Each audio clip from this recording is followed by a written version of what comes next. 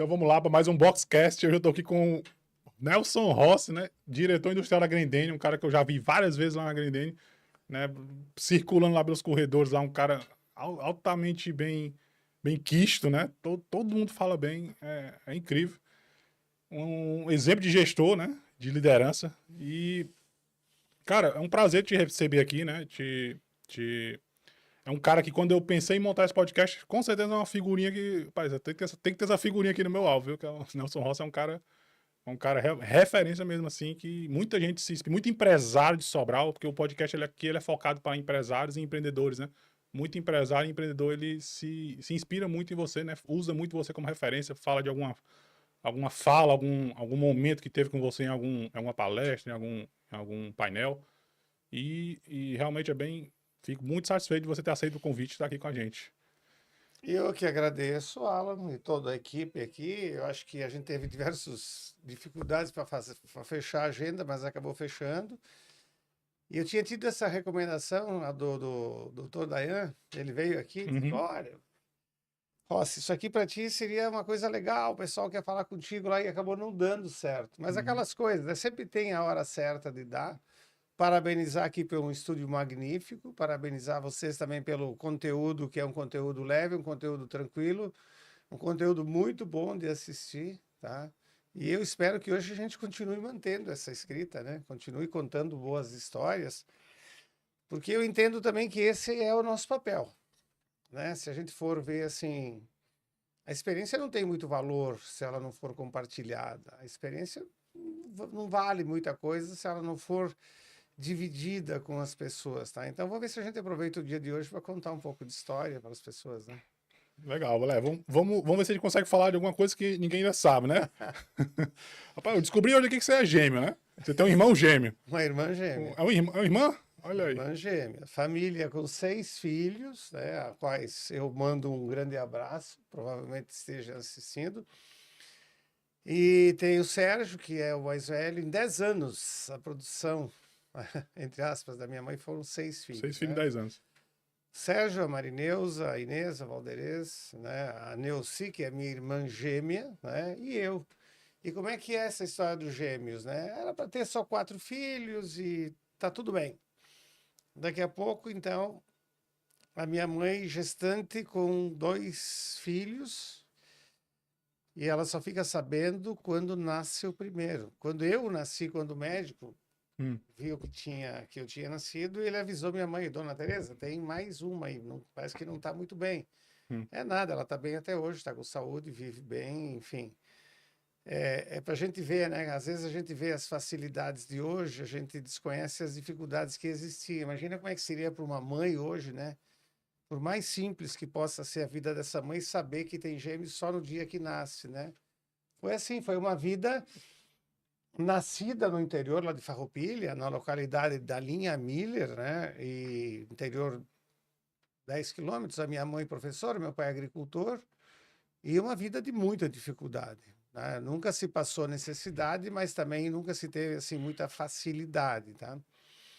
E eu diria assim, a minha mãe professora, sempre muito incentivadora, o meu pai sempre batalhador, sempre sabe, o homem da lida, né, com aquilo que é comum na agricultura, que não tinha nada das facilidades que tem hoje. Hoje o agro é um negócio assim que tem muita tecnologia. É. Naquela época era na enxada e dava para fazer acontecer. E eu diria assim, então eu acho que essa fase de vida, né, com os irmãos, com os pais, isso eu acho que vale até hoje, né?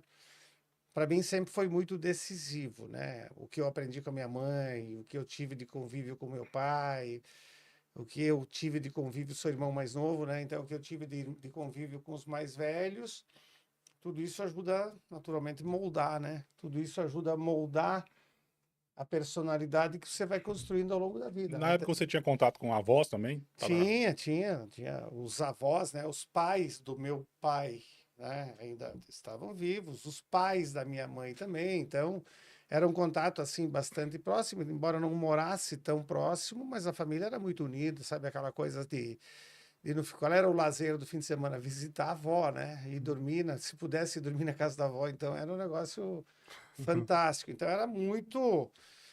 muita proximidade, eu diria assim, família como hoje é também, né? Mas eu diria assim, cada um que tem a família, especialmente assim quem viveu esse período, e especialmente no meu caso, quando eu em 94 separo um pouco dessa família, dos irmãos, do pai e da mãe, aí é onde a gente dá mais valor ainda, né? Porque aquela coisa assim, quando tu começa a não ter mais, como foi o meu caso em 94, 94 você saiu saí do Sul. do Sul. E eu diria assim, mas sempre, eu diria assim, tem que agradecer demais a Deus pela família que eu tive.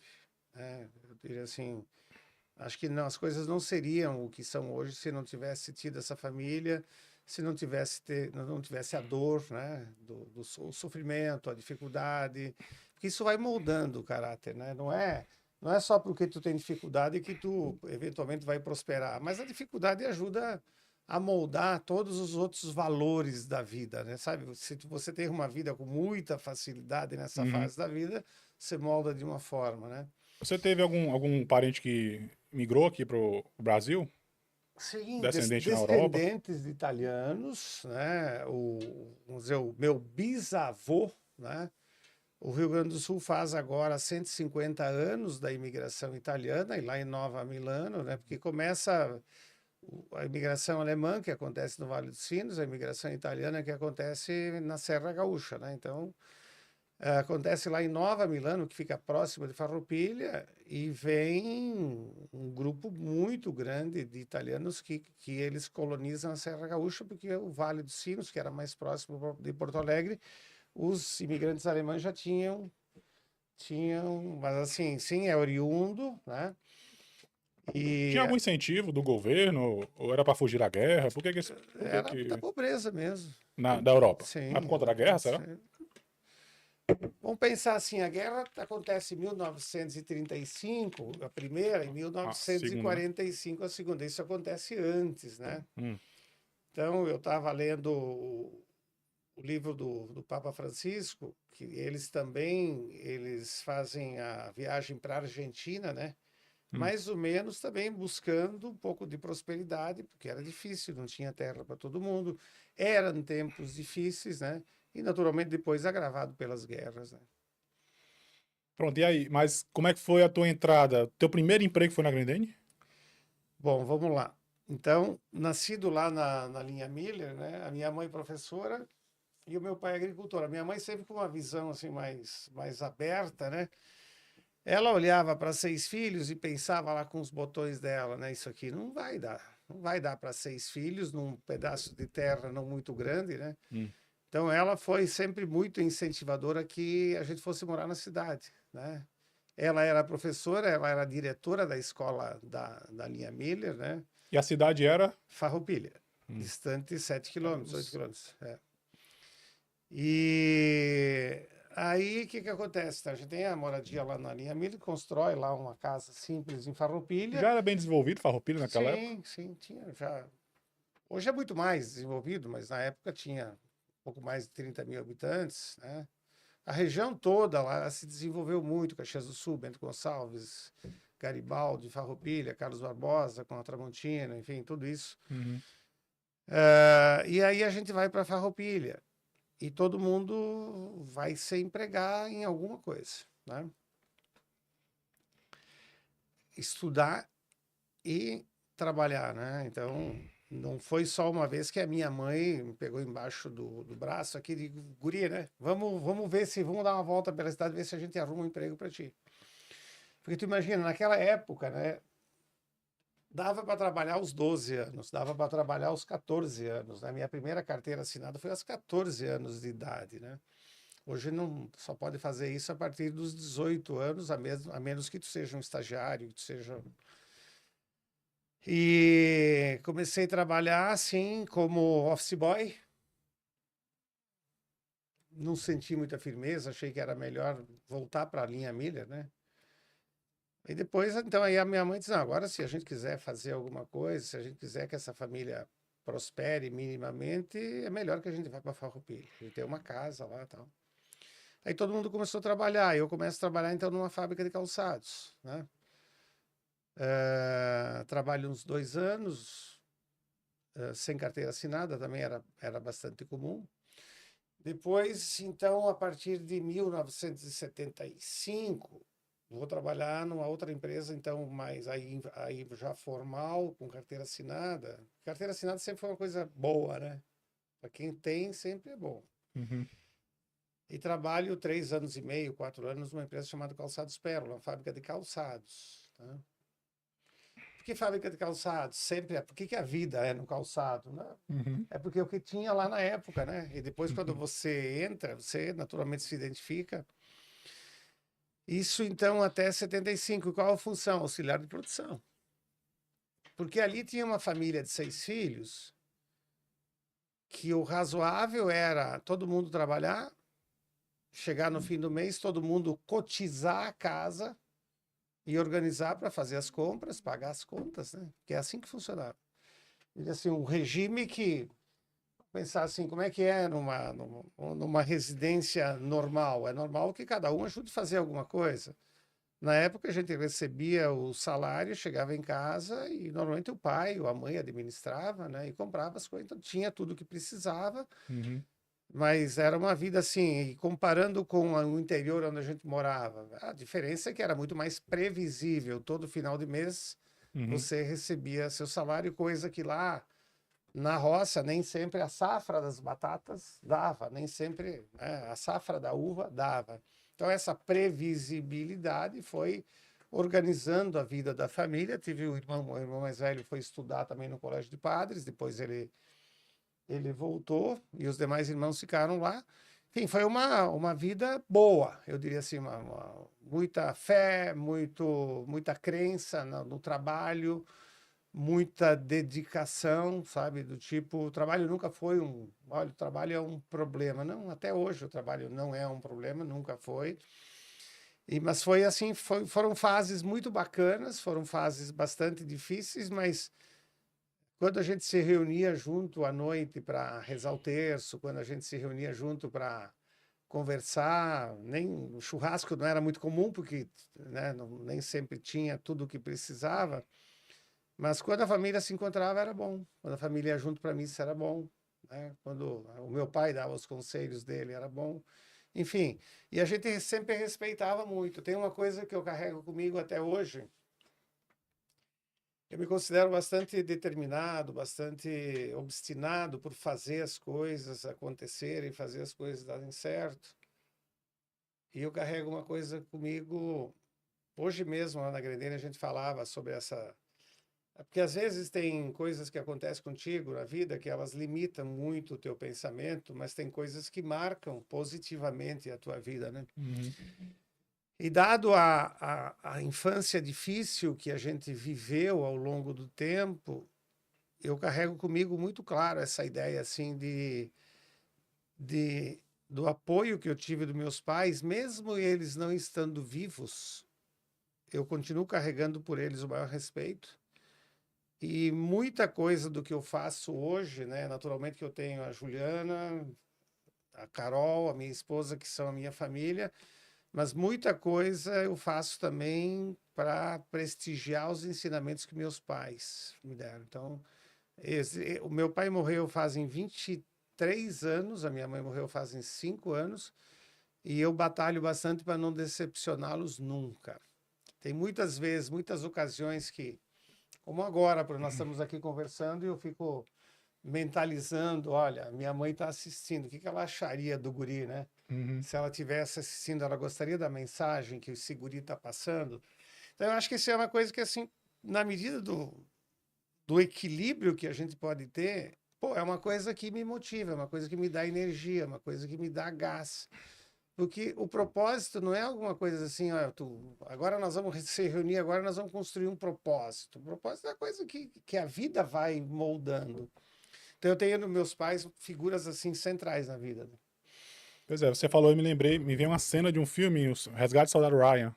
Você já assistiu? Não. No final, Já vi, mas não assisti o Pois filme. é, porque o filme, o spoiler é que um grupo de soldados é deslocado para resgatar um Ryan, Sim. né? Que é um dos irmãos que estavam lá. Eram 4 irmãos, 3 morreram na guerra e o Estado, né, os Estados Unidos, ele decidiu resgatar esse irmão e entregar para a mãe, porque ela já tinha colocado 3 sacrifícios lá na guerra, né? São 3 irmãos que já tinham morrido. Aí trouxeram de volta. A missão era trazer de volta esse Ryan. Né? E todo mundo morreu, menos o Ryan, né? Deu certo, resgataram ele. E no final do filme, ele tem exatamente esse mesmo pensamento, de que ele como se ele devesse a vida dele a esses 7 soldados que libertaram ele, que trouxeram ele de volta para a família dele. Aí no final, ele tá no cemitério, ele pergunta para a mulher dele se ele foi um bom homem, né? Que ele tinha recebido, basicamente, foi intimado pelo capitão dele, ele estava morrendo, tinha levado um tiro, o capitão olhou para ele e falou, faça valer a pena. Né? Aí o cara, imagina o cara dali para frente a vida desse cara, né? Sabendo que várias pessoas deram a vida pela dele. E eu acho que os pais, eu acho que hoje não é muito diferente. Se eu fosse dar uma dica para os jovens hoje, eu acho que eles sempre precisam considerar o legado que os pais tiveram. Existem pais de toda a natureza, né? Existe pai que tentam ajudar, mas não consegue. Existem pais que ajudam mais do que devem, mas sempre tem um legado, sempre tem uma coisa. Então, assim, eu tinha isso muito firme, muito. Eu diria assim, toda a família, quando se reúne, né? A gente trabalha muito essa ideia das boas memórias, né? O que você tinha de referência na época, assim, porque, assim, ser determinado e tal, mas você tinha alguém, algum parente, algum livro, algum mentor passou na sua vida que te orientou lá no início? Eu diria assim, tem uma fase da vida que eu acho que a gente batalha bastante pela sobrevivência, né? A gente batalha bastante vamos pensar assim, da onde eu vim, né? As dificuldades que a gente teve. Então, qual é que era o grande objetivo, né? Poder estar empregado, poder contribuir com a família no final do mês, né? E poder dizer, olha, eu estou ajudando a comprar a geladeira, né? Estou ajudando a comprar isso. Acho que isso tudo é uma coisa que vai moldando a partir das dificuldades, né? Porque vamos pensar assim, eu diria assim, tem muita coisa que me inspira, tem muita coisa que me motiva. Eu diria assim, nessa fase da vida, nessa fase inicial, as dificuldades, elas sempre foram um grande motor, sabe? Tipo, eu não quero mais passar por essa dificuldade, eu vou me esforçar para conseguir superar isso, tá?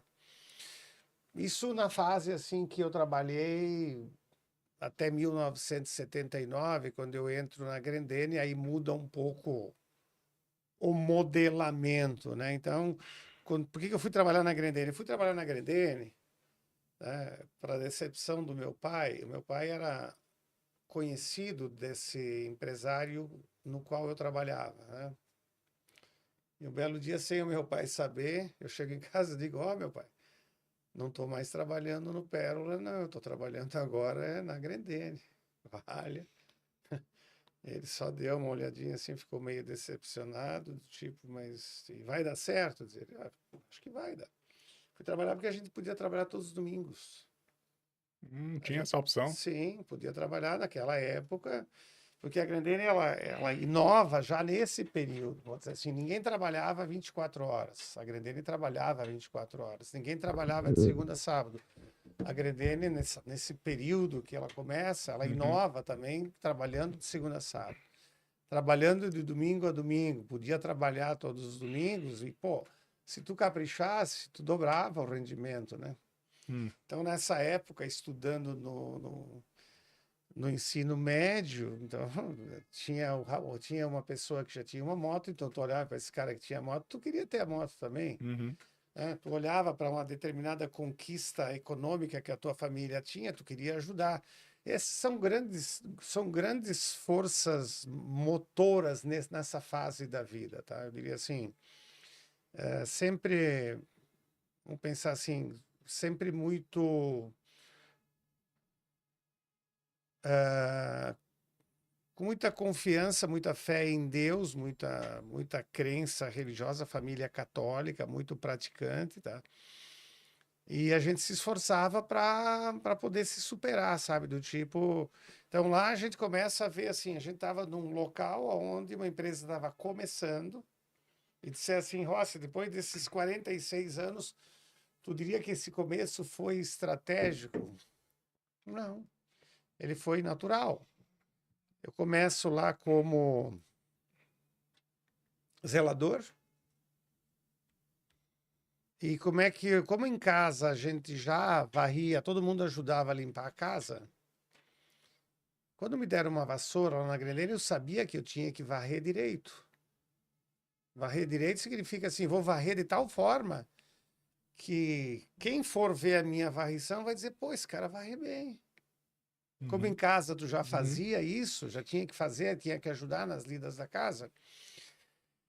E depois, então, promovido a auxiliar de produção, né? Zelador, auxiliar de produção. Na época já fabricavam sapatos? Fabricava embalagem de garrafão, Hum. as embalagens de garrafão.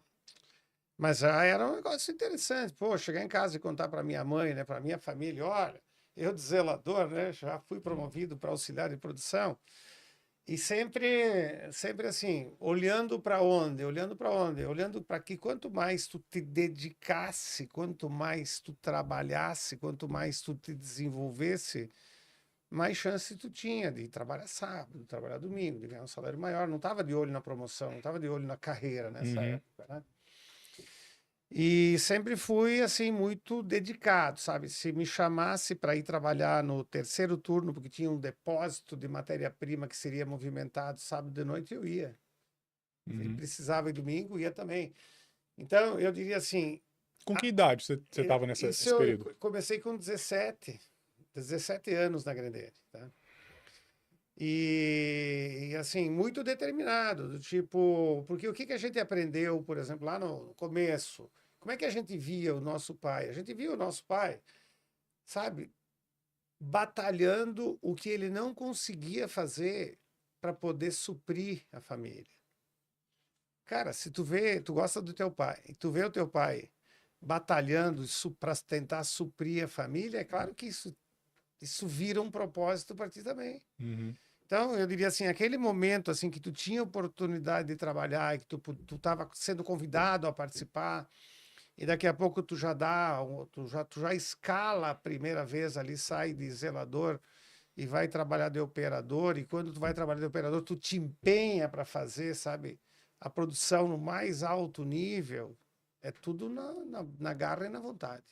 É na base da superação, sabe? Aquela coisa assim que nem sempre eu acho que a gente consegue explicar. Mas tem a maneira como tu nasce, a maneira como tu vive, a maneira como tu começa os primeiros anos, né? E essa coisa do respeito aos pais e para não decepcionar os pais, essa ideia assim de que seria muito triste se você chegar em casa e você dizer, ó, fui desligado, fui demitido, as pessoas não me querem mais, pô, isso seria uma frustração É muito porque grande. você. Então, existia o esforço para garantir que você Uhum. recebesse seu salário e existia o esforço para que as pessoas gostassem do teu trabalho e ficassem contigo também. Então todo dia você fazia uma dele em casa, né? Todo dia. Todo dia tinha uma dele. Prestar conta aqui. Como é que Todo foi? dia, Como é que foi o dia hoje? sim, tinha. A minha mãe, especialmente, assim, que era muito do diálogo, era muito comum. Então, porque tem coisas, assim, eu diria assim, tem muita coisa que move a gente que nem sempre fica naquela coisa só naquilo que tu tem que fazer. Tem coisas que são tuas, são propósitos que são teus. Uhum. Pô, eu via meu pai, né, com aquela dificuldade toda, e agora eu tô tendo a oportunidade de poder trabalhar mais e conseguir contribuir. Não era nem pra gente, não, era contribuir com a casa mesmo, né? Uhum. Então, isso aí sempre foi um grande alavancador, né? Porque se a gente ficar naquela assim, amanhã de manhã vai alguém bater na tua porta e vai dizer o seguinte: olha, eu vim aqui te motivar. Uhum. Esse cara ainda não existiu, tá? Eu acho que a motivação, a busca, a superação é um conjunto de situações que você vai vivendo e aquilo vai lhe moldando e você vai aplicando aquilo no dia a dia. E depois do auxiliar de produção, você ficou quanto tempo lá como auxiliar? Auxiliar de produção, eu trabalhava na injetora, né? Produzindo peças de garrafão e também tira para calçado, que a gente começa a fazer calçado ali em 79. 4 meses, 5 meses, né? Eu me destacava no sentido assim de entregar, fazer, e estar dedicado, e estava domingo, e estava sábado e tal, e daqui a pouco surge uma oportunidade para auxiliar de almoxarifado. Aí o pessoal me chama, né? E aí eu digo, mas é esse aí, sou eu mesmo. Naquela época, o que que era? Hoje vocês têm a Box 3, né? Faz um trabalho excelente lá na Grendene também, mas eu não sei se vocês conhecem o Cardex. Sabe que já houve um Cardex. Cardex era uma folha que você anotava que entrou tanto Ah, de parafusos, entrou tanto de peças, entrou tanto e saiu tanto. Você anotava lá, né? uhum. E eu, então, fui trabalhar nisso. Fazia ensino médio na época, né? E fiquei uns 4, 5 meses fazendo esse trabalho do almoxarife. É o almoxarife tradicional, tá? Não era almoxarifado de alguma peça técnica, era almoxarife tradicional. E daqui a pouco estou sendo convidado, então, para ser um almoxarife técnico. Técnico é... Hoje, a maioria dos mecânicos tem a sua maleta completa de manutenção. Naquela época, o mecânico não tinha a maleta completa, as ferramentas eram compartilhadas. Então, se precisava da ferramenta, tinha que buscar em determinado local. Então, eu ficava lá, entregava a chave de fenda e pedia de volta, entregava o martelo e pedia de volta. Enfim, já era um avanço bastante grande para quem há bem pouco tempo atrás não sabia direito o que fazer, né? E aí eu começo a tomar gosto pela coisa, de, caraca, esse negócio é interessante, né? Porque cada fase que, nessas 4 primeiras, né? Zelador, auxiliar, não. E aí converso com um primo meu que trabalhava na Grendene, eu tipo, pô, a gente começou a fazer matrizes ali em 79, 70 e 80, e, pô, seria legal uma oportunidade aqui para trabalhar na matrizaria, né? A gente estava comprando matriz na Itália e fazendo um pouco. A pergunta dele que foi, o que que tu sabe fazer, né? Eu disse, não sei fazer nada. Então, tu faz o seguinte, vai fazer um Senai, pega um Senai porreta, que dá certo depois de a gente pensar em um auxiliar de matrizaria, qualquer coisa nesse sentido, assim, torno, fresa, essas coisas de manutenção. Tem algumas passagens sem a minha mãe professora, né, saber. Ela descobre que eu desisti do ensino médio no 2º ano e estava indo a Caxias todos os dias fazer o curso do Senai. Mas quando ela descobre, ela fica naquela... Neco, como é que Neco é como me chamam em casa, né? Ela fica um pouco chateada, diz, como é que pode e tal. Aí eu expliquei para ela tudo direitinho. Fiz uns 2 anos e meio antes da Constituição de 1988. O horário comercial era das 7h30 ao meio-dia às 6h20 da tarde. Não era 5h20 da tarde. A gente trabalhava até às 5h20 da tarde, pegava o ônibus e fazia Senai durante 2 anos e meio em Caxias do Sul, cidade vizinha, 18 quilômetros, porque só tinha lá. Saía de casa de manhã cedo para trabalhar, almoçava na empresa, pegava o ônibus no Distrito Industrial, lá em Farroupilha, ia a Caxias e voltava à meia-noite. Quando é que jantava? Quando chegava em casa à meia-noite, porque era o que dava. E de vez em quando a gente conversava com o motorista para dizer, ei, a passagem a gente pode pagar amanhã, porque era assim, era difícil mesmo, né? Mas foi muito importante para a minha vida, né? Foi muito importante para a minha vida porque eu falo para os meninos do Senai aqui em Sobral hoje, até hoje, o Senai ele não forma só técnicos, mecânicos, eletricistas. O Senai tem um histórico incrível de vida que ele tem um viés muito forte na formação de pessoas. Eu tive um professor lá que era mais duro que o meu pai, né? Então, eu tinha que fazer as coisas assim, levar as coisas muito a sério, senão eu seria afastado da escola, né? E aí, então, eu aprendo o ofício, né? E aí surge, então, a oportunidade, depois de mais um auxiliar, de me tornar auxiliar de matrizeiro. Opa, isso já era uma escala legal. Você era responsável pelo quê? Por montar as Não, matrizes? eu era auxiliar de um monte de gente, né? Mas era responsável por polir matriz, para arrumar matriz, para montar, fazer um serviço pesado, né? Aham. Mas já começa assim, né? O normal era as pessoas irem de ônibus, e tinha que pegar o ônibus longe, mas quem trabalhava na matrizaria podia ir de pau de arara, que era melhor que ônibus, né? Era melhor? Era melhor que ônibus, porque passava perto de casa, ia sentado atrás, era exclusivo, né, para isso. Ah, Mas sabe essas coisas assim que não tem cabimento? E aí então vou me especializando ali, mas né? como é que era o pau de arara lá no... Pau de arara lá era no Rio uma Grande? D20 com uma cabine protegendo da chuva, com banco atrás. Pronto, Qual é que era a vantagem em relação ao mesmo ônibus? mesmo no frio lá era assim. Sim, o ônibus enchia muito de gente e você tinha que pegar longe. E a D20 passava perto de casa. Pô, isso era Uhum. para quem, né, lá atrás não esperava nada, isso era mais um elemento de motivação. Sim. Aí acontece o desenvolvimento rápido aí, e precisava do Rossi domingo, o Rossi estava lá. Precisava do Rossi sábado de noite, estava lá. Chamava o Rossi em casa às 3 da manhã porque quebrava a matriz, o Rossi estava lá. Enfim, são 5 anos, né, nessa fase da vida, aonde de vez em quando eu via da minha mãe, né, olha, né, e será que tu vai conseguir um outro trabalho um dia que não te machuque tantos dedos? Daqui a pouco aparecia uma unha preta. Tu vai conseguir um trabalho também onde a bata não fica tão suja? E ela me desafiava. Hum.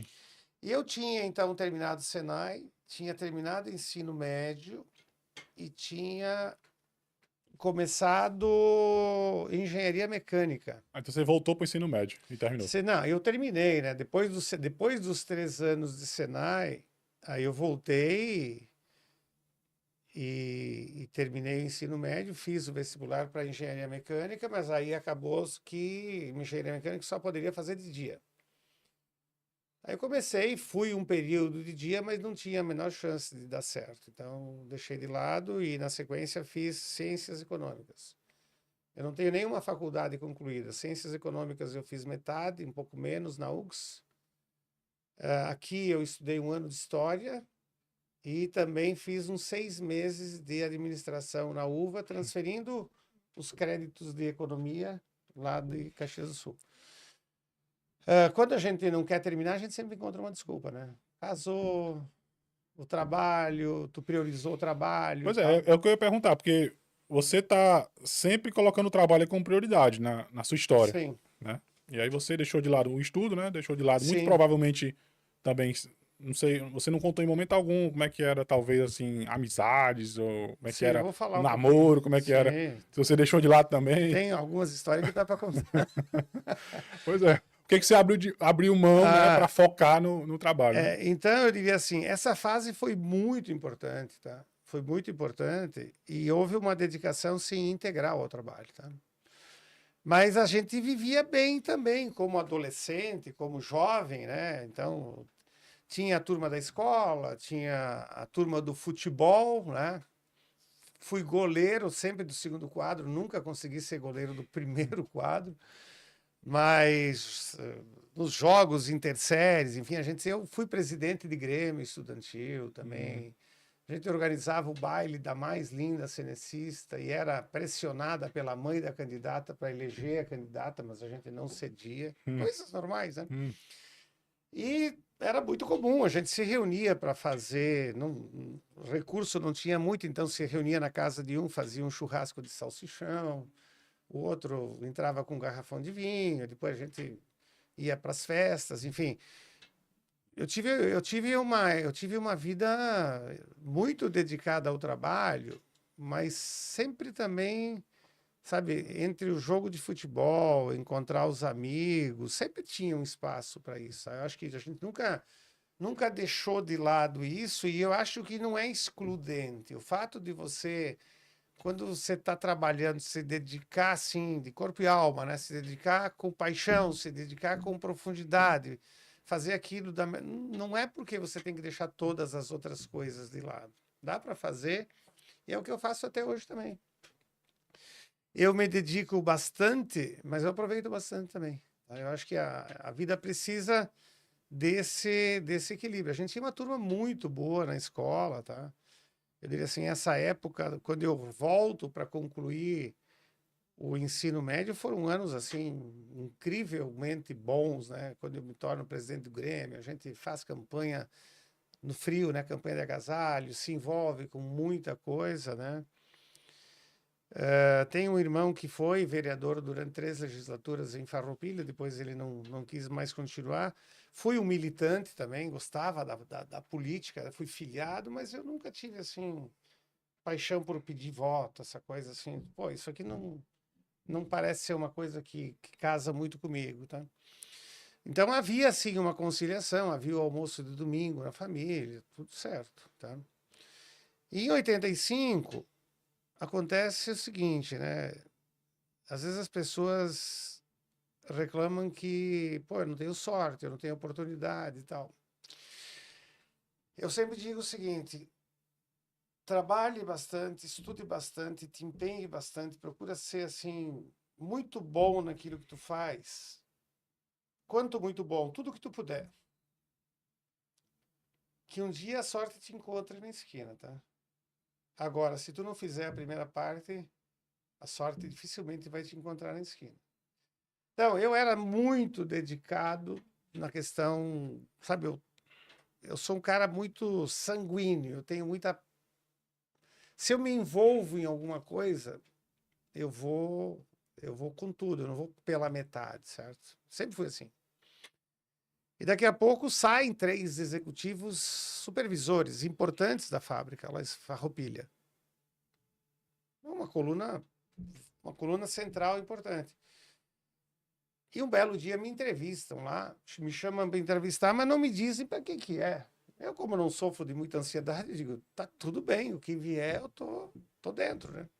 Se eu for aprovado, né? Uhum. E daqui a pouco eu já estava num cargo de matrizeiro e sou convidado a assumir uma função de supervisão. Puta, cara, o cara que veio da linha Miller, lá que nasceu meio sem saber por quê, Uhum. já estava dando um salto interessante na carreira, né? E digo, como é que eu vou fazer? Sabe a ideia do cavalo encilhado, né? O cavalo encilhado não passa 2 vezes. Se tu não montar, ele não passa de novo. Tinha gente que sabia mais do que eu. E por que eu fui escolhido? Nunca ninguém me falou exatamente por quê. Mas eu entendo que essa postura, essa atitude, sabe, das pessoas perceberem que tu é uma pessoa dedicada, que tu é uma pessoa que te entrega, uma pessoa que te doa, uma pessoa que eu posso contar contigo na hora que precisa, isso contou muito, tá? Eu me torno supervisor num período muito difícil, onde, quanto eu sabia do ofício em que a mim estava sendo delegado, eu era responsável, eu era relativamente maduro, moldado pela vida e tal, mas eu não tinha conhecimento em liderança, não tinha muito. Pois é. Até agora você falou de forma muito técnica, né? Você era muito Sim, técnico, né? sim. Não tinha, assim, como é que tinha gente que sabia mais do que eu. Uhum. E daqui a pouco eu estou liderando quem me liderava até esses dias. Rapaz. E aí o que a gente faz, né? Aí tu tem que te apoiar em pessoas que sabem mais do que tu, que tá na família, que tá lá no trabalho, pessoas que tu estudou junto, pessoas que tu conheceu junto, e vai conversando, e vai errando, vai acertando e vai aprendendo. Nessa época, fazendo faculdade de Ciências Econômicas, né? Mas tu não tinha ali a receita do bolo, tu tinha um aprendizado mais generalista. Mas é aquela coisa, eu vou dar um exemplo para ti, é o seguinte, ó. Era muito difícil para você dizer assim, vou aprender a eu regular uma máquina injetora e vou aprender a liderar pessoas. Com pessoas, eu acho que a humildade, o respeito, a conversa sincera sempre resolve muita coisa. E na parte técnica, o que eu fazia? Então, nos domingos a gente trabalhava, né? Então, estava eu domingo lá, tinha pouco trabalho, não era muito trabalho no domingo, tinha algumas máquinas, então ia lá, botava umas máquinas trabalhar e ligava uma só para mim, só para eu aprender. Gira o botão para cá, opa, mexeu aqui, gira o botão para lá, mexeu lá. Aperta isso aqui, movimentou aqui, apertou aqui, movimentou lá. Fui aprendendo assim. Isso é o que a gente chama de autodidata literal, né? Pois é. Do tipo, eu poderia dizer assim, pô, mas não tem ninguém me ensinando, né? Então, quando eu vejo hoje, né, em época de tantas alternativas de inteligência artificial e tanto recurso na mão, pessoas que têm pouca disposição em aprender, isso para mim é uma decepção muito grande, né? Ah, mas tem que fazer que nem o Rossi. Não precisa fazer nada que nem eu. Só quero dizer que naquela época eu poderia ter escolhido entre aprender e não aprender. E fui aprendendo, fui naturalmente apoiado pelas pessoas que estavam lá. Vou pensar assim, eu tenho 46 anos de trabalho e eu tenho 46 anos de apoio na Grendene. Se eu for eleger entre as virtudes que a Grendene dá para a gente, que ela apoia a gente. Cobra aquilo que precisa ser feito, orienta, mas sempre teve apoio. Foram muitos líderes que participaram junto comigo, né? Uns tiveram uma influência maior, outros tiveram uma influência menor, mas tinha bastante chance de não dar certo. Porque afinal de contas, tu não sabia, né? Então imagina o seguinte, hoje o meu supervisor era o meu chefe. E na segunda-feira eu fui conversar com ele, sendo o líder dele. Ou tu tem muita cabeça no lugar, ou tu nem aceita o cargo desse. É. Né? Mas eu diria assim, na medida em que as pessoas vão vendo essa coisa do trabalho, da dedicação, sabe, do teu interesse em desenvolver, isso muda muito. Porque tem uma coisa, assim, para mim, uma característica que deprecia demais qualquer profissional em épocas de 2025, antes de mais nada, é a falta de disposição para o novo, a falta de disposição para encarar algum desafio novo, sabe? E é o que a gente tinha na época. Aí eu vou para a fábrica e daqui a pouco estou liderando um grupo lá que era bem significativo. Quando a gente lança o Raider em 1985, tudo era pequeno, tudo era voo de galinha até 1985. Mas a partir de 1985, quando a gente é pioneiro em lançar o Raider, lançar o PVC expandido, aquela coisa que não existia, a coisa começa a ficar grande, né? Qual foi, assim, o acerto do Raider? O acerto do Raider foi o seguinte, PVC, calçado plástico, na década de 70, 80, coisa de pobre.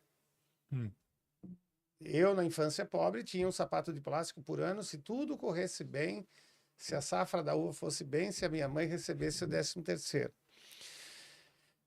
E a gente, em 79, a gente já tinha feito uma campanha com a Bruna Lombardi, lançando um produto com ela, Novela das 8 e tal. E em 82 a gente lança a Melissa de hoje, que tem 420 lojas, ela é lançada em 82 como um sapato de plástico, vendida normalmente nas lojas, certo? Então, tu dificilmente vai fazer uma marca ter crescimento exponencial se tu vender num canal tradicional. E aí, em 85, a gente tinha períodos assim que tinha trabalho, períodos que não tinha. Em 85, a gente desenvolve, então, a técnica do PVC expandido, que ele é muito mais leve do que o PVC tradicional e não tem a cara de plástico, como os nossos produtos são hoje, né? E a gente trabalha uns 2 anos, tentando, acertando, desistindo, não vai dar, não vai dar, não vai dar, e daqui um dia dá.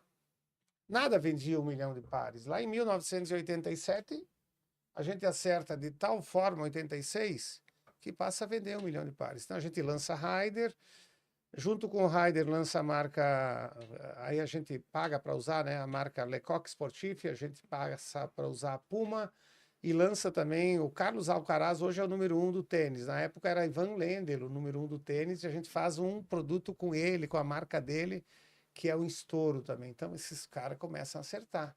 Tem uma marca própria, que é sempre a mais importante, mas essas outras marcas consagradas sendo feitas junto, tá? E aí, de lá para cá, daqui a pouco, então, esse negócio não cabe mais em Farroupilha, e aí começa a nossa história de vir para o Ceará. A gente chega em 1988 na Barra do Ceará, numa empresa que tinha falido, o governo do estado libera um pavilhão, porque não cabia mais em Farroupilha. Hoje, em Farroupilha, se nós precisarmos contratar 50 pessoas ali na região de Farroupilha, Caxias, Bento Gonçalves, Garibaldi, ali é quase uma região do pleno emprego. Você não tem. Na época também não tinha. Tá? Então surge um convite para vir para Fortaleza. Tá? Isso que no digital hoje se chama de MVP, né? O menor produto viável, a Grendene sempre fez na história dela. Tá? Todos os passos que a gente deu ao longo do tempo sempre foram assim, ó, vamos tentando aqui, se der certo a gente avança, e se não der certo, então vamos para Fortaleza, vocação têxtil, que a gente desconhecia, eu era supervisor na época, né? E vamos produzir o rosto do calçado, o cabedal, e vamos mandar para Farroupilha. Se der certo, a gente vai avançando, vai subindo um pouquinho. E deu muito certo. E na medida que deu certo, então a gente manda para Farroupilha, produz o calçado em Farroupilhas com os componentes feitos em Fortaleza. Na sequência, constrói, então, um pavilhão ao lado de Fortaleza, da fábrica de Fortaleza, e passa a fazer componente, passa a fazer produto final em Fortaleza. Isso de 88, 89 até 1993. O que acontece quando a gente acerta o PVC expandido, quando a gente acerta o Raider, e tinha Raider feminino também, então as mulheres não tinham Grendel, elas tinham Raider feminino. Era um sucesso, era uma coisa que só nós tínhamos mídia na televisão. Né? Junto com o PVC expandido, a gente também sempre, com as nossas marcas, a gente explorava a Xuxa, a gente explorava a Tartaruga Ninja, não sei se tu conheceu. Conheci. Né? Então, todas essas marcas, elas alavancavam o portfólio, sendo o Raider a principal. E daqui a pouco, não cabe mais em Farroupilha. Né? O negócio começa assim, pô, só tu tem o produto. O produto é diferenciado. A gente nunca tinha tido essa experiência na vida. Embalagem de garrafão, faz aqui, faz ali, lança melissa, calçado de plástico, e opa, esse negócio. Então a gente vem para Fortaleza, fica até 93 e o negócio continuava prosperando. Mídia na televisão, patrocinamos o futebol da Globo por muitos anos. Tá? E não cabe mais em Fortaleza. Se tu vem para Fortaleza pela ponte aqui da Barra do Rio Ceará, se tu dobrar à esquerda, a Grendene está bem ali. Tá? E então surge um convite para vir a Sobral, porque Sobral era um lugar que tinha pessoas para trabalhar, tinha terra para construir e tinha incentivo. Então, tem um negócio que só tu faz. Tu vai para um lugar que tem incentivo fiscal. Tem pessoas para trabalhar. Tem terra para construir. Tu quer tomar uma Kaiser antes? Não precisa, né? E aí a gente vem para Sobral, então...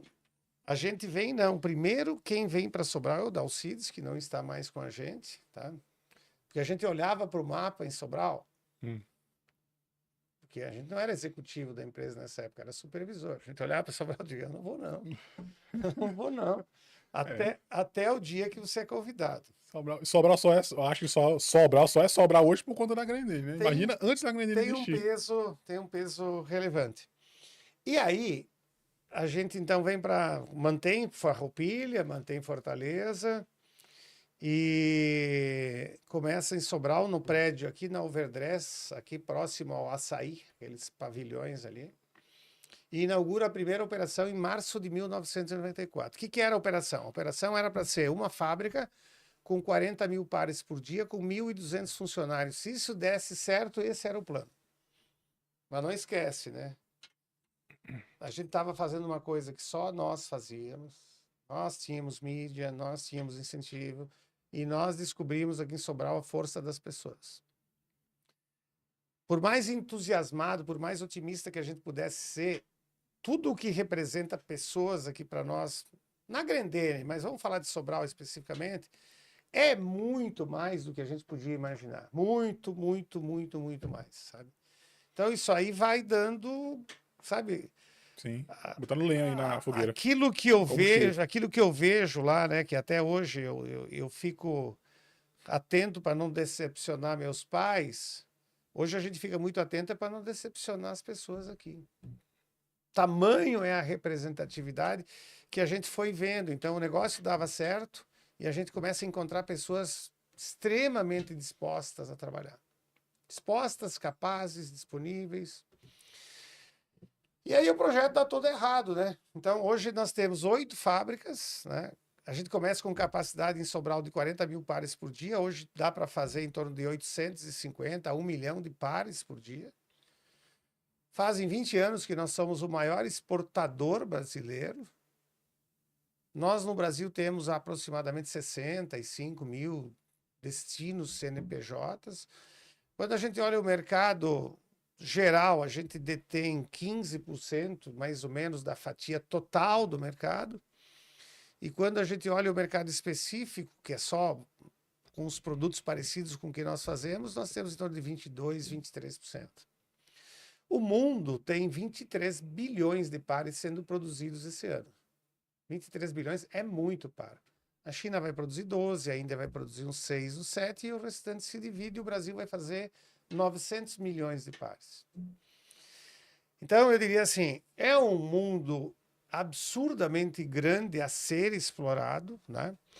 Mas só para não perder um pouquinho também da implantação das 8 fábricas, tá? 96, então, a fábrica 2, 98 a fábrica 3, num período, então, que aí a gente já diminui a produção de farroupilha e vem mais para cá, já não era só soma.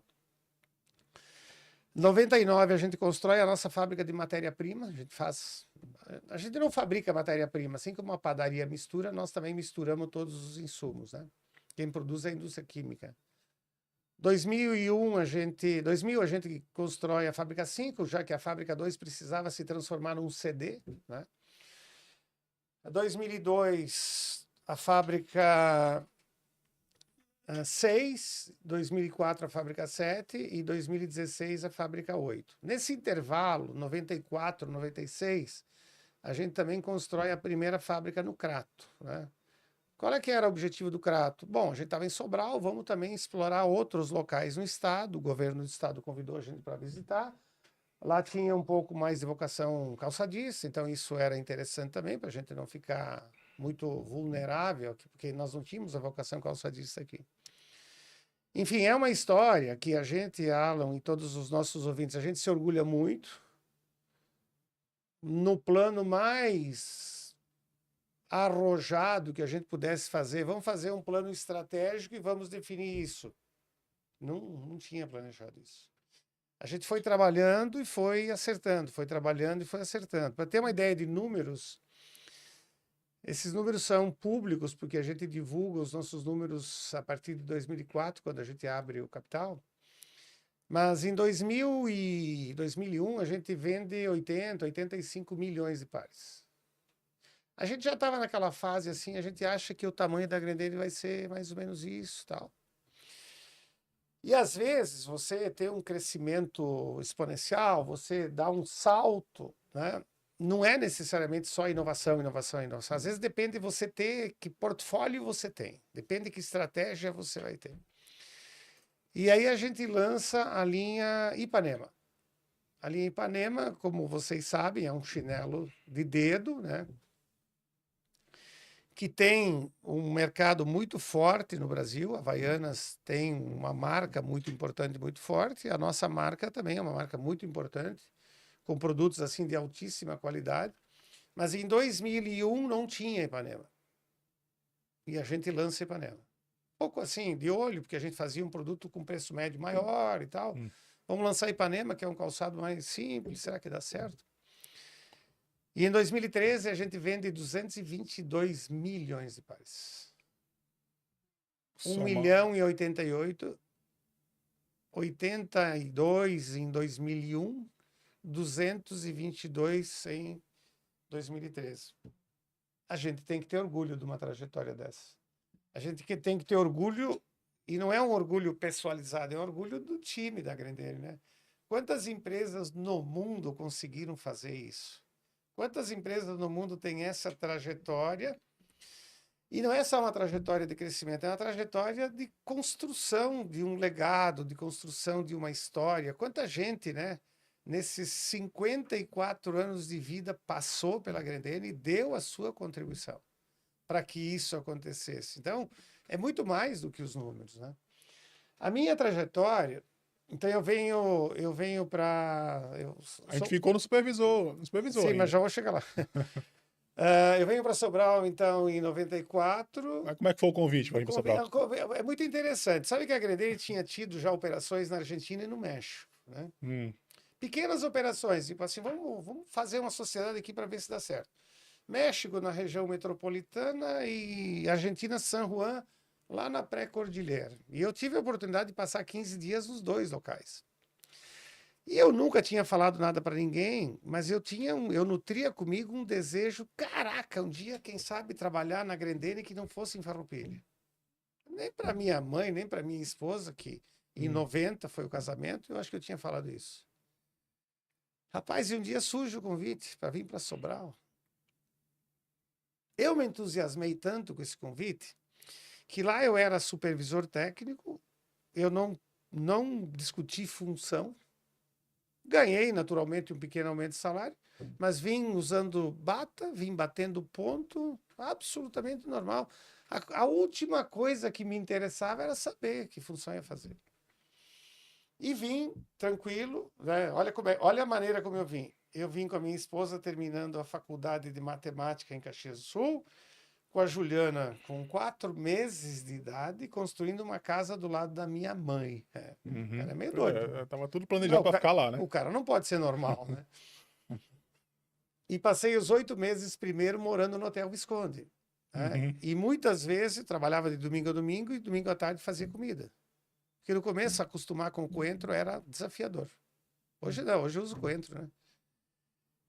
E muitas vezes, assim, a gente, tipo, o dia que a gente assistiu a Copa do Mundo sozinho, né? 94, o Brasil foi campeão do mundo sozinho. Pô. E recebia uma fita de videocassete cada 15 dias e uma foto revelada da Juliana, da Aí minha era. família. Sim, A Grendene mandava para você. sim, Era pelos Correios. vinha pelo malote. Hum, E de vez em quando a fita de videocassete, que muita gente não sabe nem o que é isso, né? interessante, né? Então, parece o que acontece quando os astronautas estão Tipo no assim, espaço, e a, mandam um vídeo. e a fita não funcionava muitas vezes, né? E aí, a partir do final de 94, então a família vem, a gente se estabelece aqui no Campo dos Velhos, num prédio aqui do Doutor Evangelista. E em 95, então já faz uma casa, tal, uma coisa mais, fica mais uma coisa mais firme. E eu, então, 95, no meio de 95, eu sou promovido a gerente de departamento, que é a primeira escala depois do supervisor de operação, tá? Esperava por isso. Olha, eu tenho uma coisa assim, eu nunca na Grendene pedi absolutamente nada. Nunca pedi um cargo, nunca discuti quando é que ia ganhar, quando é que ia ser promovido. Eu sempre fui assim, vamos se dedicar ao máximo, vamos fazer aquilo que precisa ser feito. E tem uma coisa que é muito interessante na Grendene em relação aos pares e aos nossos líderes, que a gente confia muito nos pares, mas assim, quem promove a gente são os líderes, né? Os nossos líderes. Então, a confiança no fundador, especialmente a confiança no presidente, que é com quem a gente se relaciona mais no dia a dia. Ela não é grande, ela é total. Então, quando tu confia plenamente no teu líder, tu não precisa te preocupar com o restante. O restante vem naturalmente. Então, sempre foi assim. Então, 95, gerente de departamento. 98, gerente divisional, que daí então o departamento é uma parte menor, divisional uma parte maior. 2005, 2006, gerente geral, porque aí então a gente tinha as unidades todas divididas por gerente. E aí então eu assumo uma posição representando o diretor ali, né? E 2015, 2016, diretor industrial, então, né? Diretor industrial corporativo, atuo amanhã vou a Juazeiro visitar a fábrica do Crato. Semana que vem estou indo a Farroupilha visitar a fábrica de Farroupilha. Em Fortaleza eu vou na segunda-feira, então agora com o Teams a gente pode viajar menos, mas cada 40 dias, cada 60 dias eu visito as unidades. A minha base é Sobral, tá? E eu diria assim, o meu trabalho é muito fácil. Porque nós temos uma equipe absolutamente, que aqui vai o meu abraço a todos e vai o meu elogio a todos, não dá para explicar muito bem o time da Grendene, sabe? Tipo assim, mas nas outras empresas também tem, claro, né?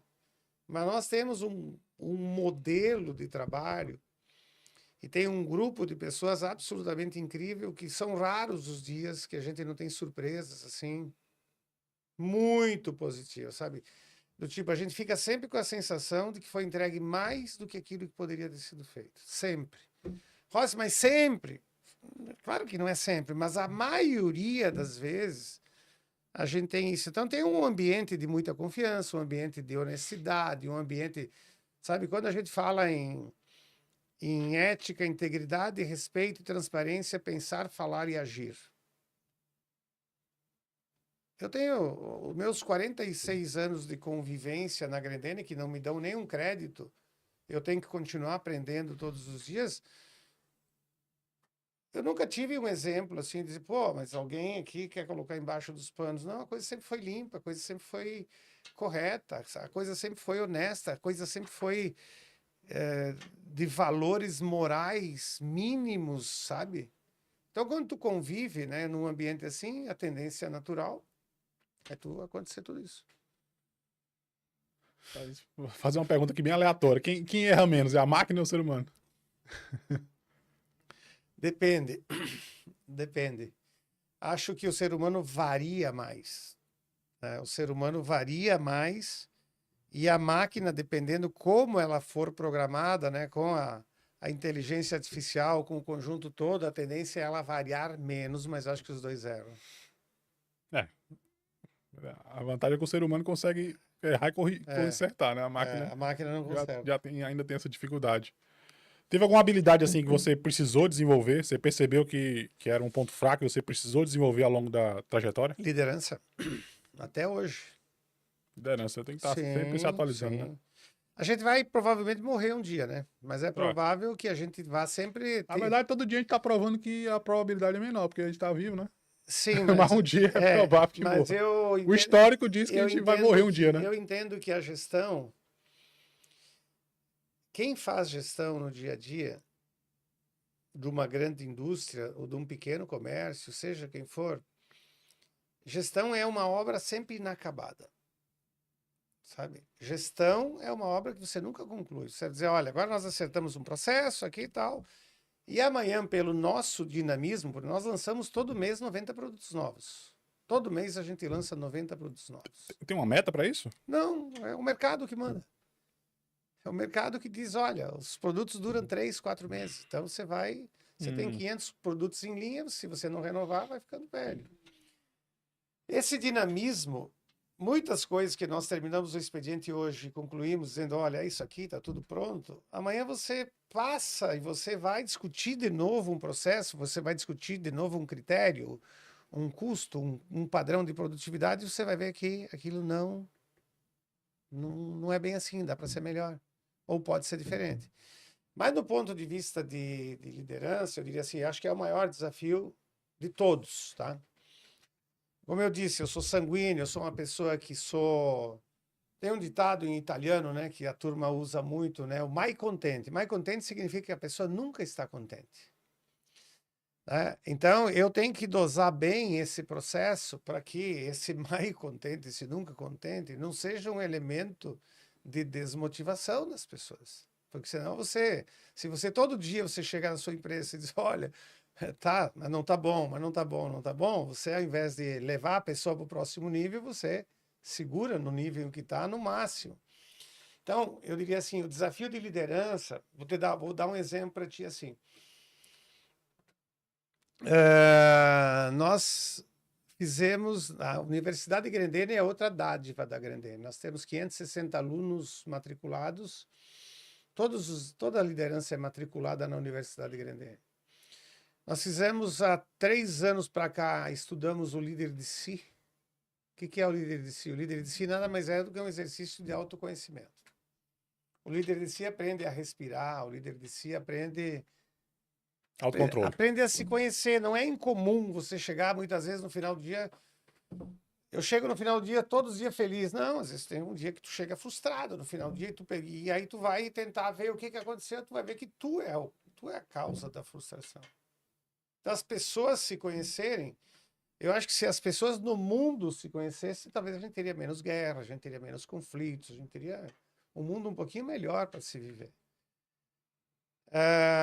Esse ano, por exemplo, módulos que a gente fez, e quando a gente faz esses módulos na universidade, participam todos os diretores, o nosso presidente é o presidente do conselho da universidade. E nós estudamos, por exemplo, inteligência social. Inteligência social é um tema novo, é um tema até um pouco desconhecido das pessoas, pelo nome, né? Porque o que é inteligência social? Inteligência social nada mais é do que, ei, cara, vamos aprender a conviver aqui, cara. Vamos entender como é que a gente convive nessa situação, vamos aprender como é que a gente convive nessa situação. Então, a liderança contemporânea, ela pode ler, bom, olha, nós adotamos um livro chamado Execução Rancharan, 15 anos atrás. Qual é o livro que nós adotamos esse ano para nós trabalharmos de novo? Mesmo livro. A gente já leu Jim Collins, a gente já leu Jack Welch, a gente já leu Bernardinho, a gente já leu Cortella, a gente já trouxe o Cortella 2 vezes, a gente já trouxe o Clóvis de Barros Filho. E sempre com esse objetivo de ajudar as pessoas a se desenvolverem melhor no quesito de... Nós somos uma empresa de 18 mil pessoas. No domingo, quando estou em Sobral, dou uma passadinha na Grendeira e não tem nada trabalhando. Não sai um par de calçado. Então, a vida da Grendeira é gente. Então, eu diria assim, esse desafio, a habilidade de liderar, a habilidade de constantemente estar atualizado, estar conectado, eu acho que esse é um desafio diário, é um desafio todos os dias. Semana passada a gente fez Semana da Transformação Digital. E aí você tem lá Microsoft, você tem Dell, você tem Gil Giardelli, você tem Oracle, você tem o Nina Hub, você tem um monte de gente lá conversando com você sobre isso. E você tem que conversar com as pessoas sobre isso, né? Então, eu diria assim, esses aprendizados também, que você já vive no dia a dia, você tem que estar sempre se atualizando. Mas eu diria assim, liderança... A arte de conviver, a arte de liderar com maestria, eu diria assim, sem dúvida nenhuma, eu acho que não é um desafio meu, acho que é um desafio da humanidade. E qual o setor que você mais visita lá na fábrica? É o RH? É a indústria? É o CD? Eu não posso falar isso porque a turma vai ficar pegando no meu pé aqui, né? Eu visito todos. Todos. Eu diria assim, a gente tem uma integração muito boa, tá? O ano passado a gente vendeu 140 milhões de pares, né? 140 milhões de pares, então dá quase 12 milhões de pares por mês. Tá? Dados divulgados do ano passado. A gente recebe os pedidos na fábrica, né? E tem que transformar isso em linguagem de programação decente para que possa utilizar os recursos de maneira apropriada e otimizada para você ser uma fábrica produtiva, que tenha os custos em dia, que tenha a qualidade em dia. Tudo isso demanda muita energia e muita competência por parte de todos. E eu defendo um tipo de liderança. Todos os tipos de liderança são válidos, mas o que eu mais defendo é o líder que se apresenta. Não é o líder que concentra, é o líder que se apresenta. Eu vou lá no exemplo, né? Vamos lá visitar o CD agora de manhã. É natural que o time do CD ou o time de qualquer área, tá? Se eu for me apresentar perguntando para o gestor, você está precisando, como é que estão os projetos? A gente normalmente olha os projetos. Você está precisando de ajuda para alguma coisa? Provavelmente você vai ter um tipo de diálogo. Se você esperar que as pessoas lhe procuram quando elas têm problema, provavelmente o problema já avançou mais do que essa cadeia de ajuda que você poderia ter feito. Então, eu trabalho muito nessa direção. Normalmente, quando eu posso, pela manhã, amanhã de manhã, quando eu voltar, fazem 12 horas que eu saí. Né? Muita coisa aconteceu. Parte da operação roda à noite, né? Então, até às 10, um pouquinho menos, um pouquinho mais, dependendo do evento, eu evito marcar reuniões fixas, né? Convocando os executivos, convocando os gestores, porque eles têm que dar uma olhada na operação e olhar os projetos, e eu também faço uma coisa parecida, faz uma participação online com Fortaleza, porque lá tem um projeto acontecendo, faz uma chamada com Farroupilha. Hoje tudo é simples, tudo é mais fácil, né? Mas a lógica de se apresentar, eu acho que ela é sempre muito importante. Porque nem sempre as pessoas... A mesma liberdade que você, líder, tem para se apresentar para um liderado, nunca é a mesma que o liderado tem para chegar até você e questionar alguma Então, coisa. aí nesse caso, se você acha interessante o líder se apresentar, então, né? Sem dúvida, sempre. Porque se esperar já é tarde demais, já passou do ponto, né? Sim, Muitas vezes. nós somos também, nós valorizamos muito a ideia do líder que está presente. A psicologia da presença vale muito. Sabe, essa coisa assim. Então, não pode ficar online, não pode ficar na sala. Se você é líder de uma indústria, com a dinâmica que a Grendene tem, lógico que você vai ter reuniões na sala, mas você tem que saber o que está acontecendo, né? Você só sabe o que está acontecendo se você estiver presente. Falando um pouco de sustentabilidade, você acha que é moda ou é obrigação? É obrigação. É obrigação. A gente não pode imaginar o seguinte: olha, nós tivemos o ano passado um ano excelente em termos de resultados econômicos. A história da Grendene é uma história assim de que nós praticamente nunca tivemos um resultado no vermelho na história da nossa vida, né? E não é razoável que a gente passe por essa vida explorando os recursos A, B e C e depois a gente torne o mundo pior porque nós existimos, tá? Então, eu diria assim, se você for ver 20 e tantos anos atrás, eu acho que foi o Banco Real que foi o pioneiro em lançar um talão de cheque com papel reciclado, né? Depois vem a ideia de plantar árvores, que isso era sustentabilidade. Sim, eu acho que a gente tem que ter cuidado com árvores, mas nós temos assim um projeto de sustentabilidade dentro da Grendene muito bem estruturado, com diretor, com gerência, com coordenação, com atuação em Crato, com atuação em Farroupilha, com atuação em Fortaleza. Todos os selos importantes, a BVTEX, enfim, tudo isso que a gente precisa. Por exemplo, nós produzimos, que não tem a ver com sustentabilidade, mas só para ter uma ideia, né? Nós produzimos acessórios, nós vendemos um produto da Disney com a maletinha de acessório que acompanha, tá? Então, hoje nós estávamos passando por uma auditoria. Os diretores foram auditados sobre isso, né? Mas voltando à sustentabilidade, tá? Então, assim, a gente não pode pensar que depois que tu passou por aqui, as coisas ficaram pior. Vale para a vida, vale para a empresa, vale para qualquer coisa. Então, só para ter uma ideia, por exemplo, sobre água, né?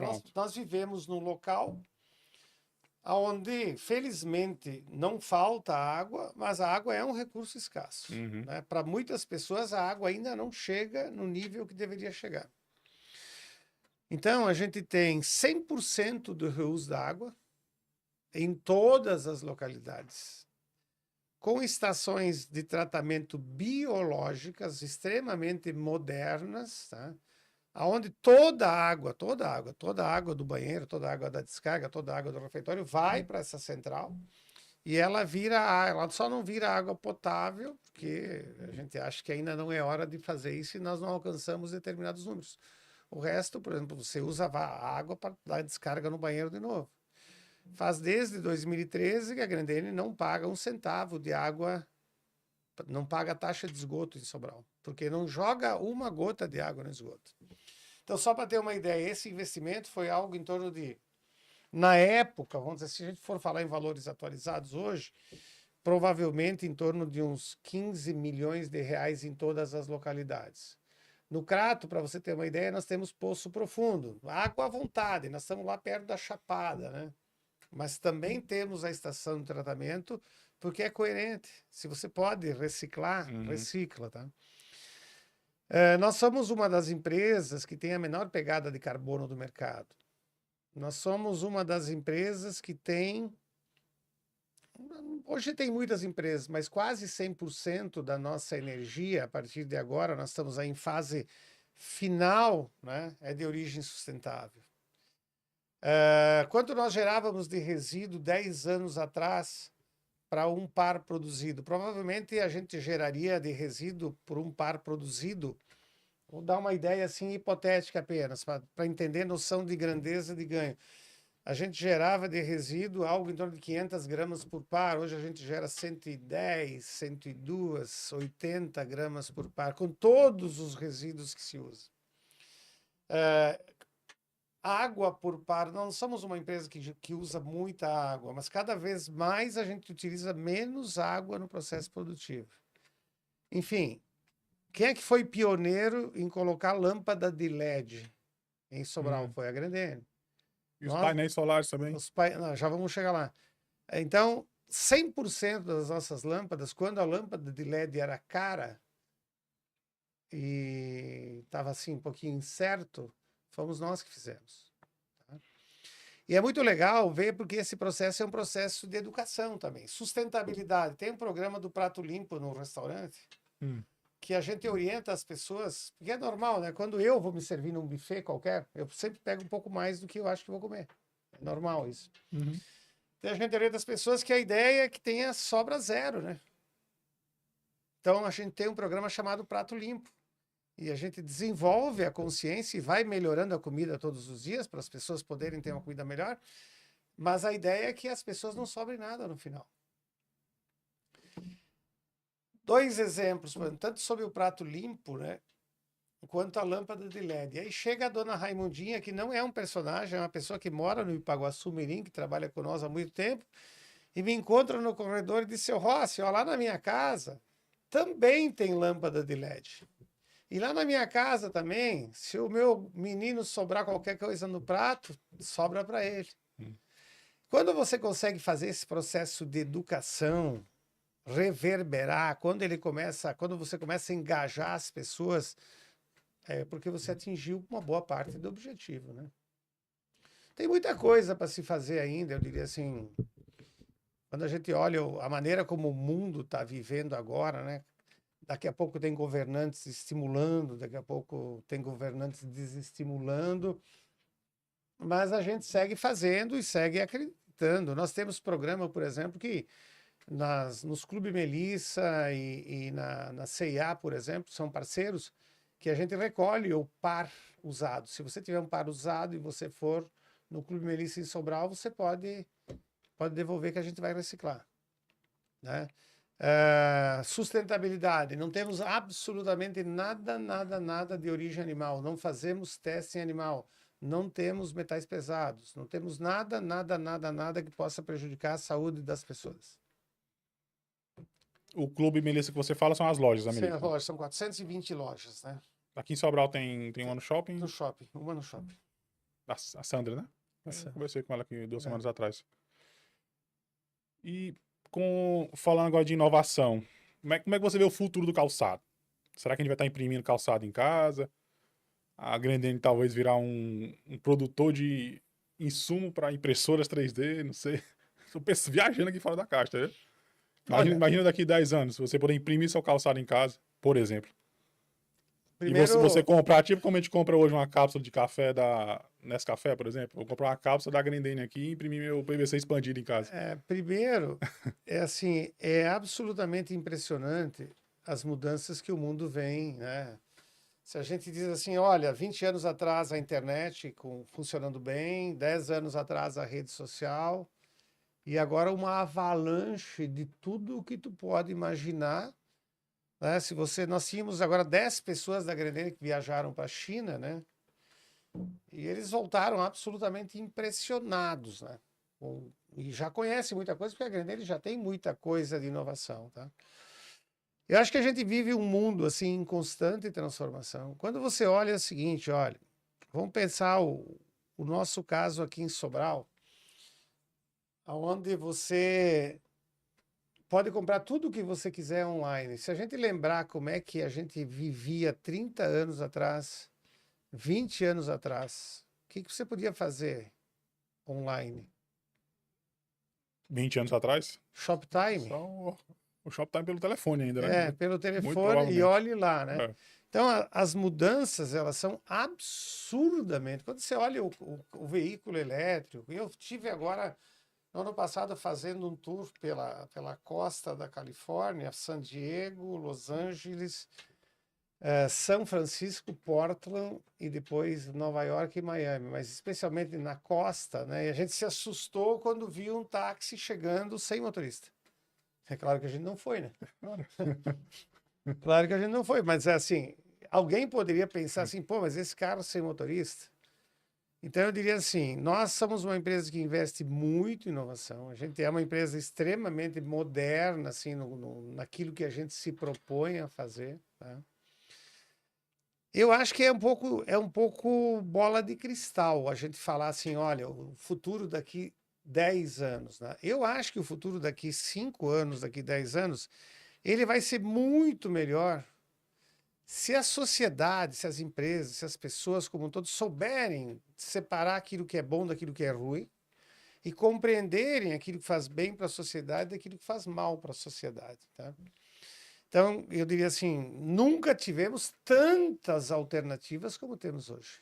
Nunca, nunca. Quando você olha assim, a revolução que faz o RFID, o QR Code, o código de barras, enfim, quando você olha os sistemas que vocês desenvolvem lá para Grendene, enfim, tudo isso, nós temos em Farroupilha, nós temos centros de desenvolvimento com uma tecnologia absurdamente grande. Nós temos uma fábrica de moldes, provavelmente uma das fábricas de moldes mais modernas do mundo, toda digital, que a grande maioria das pessoas trabalha programando. Uhum.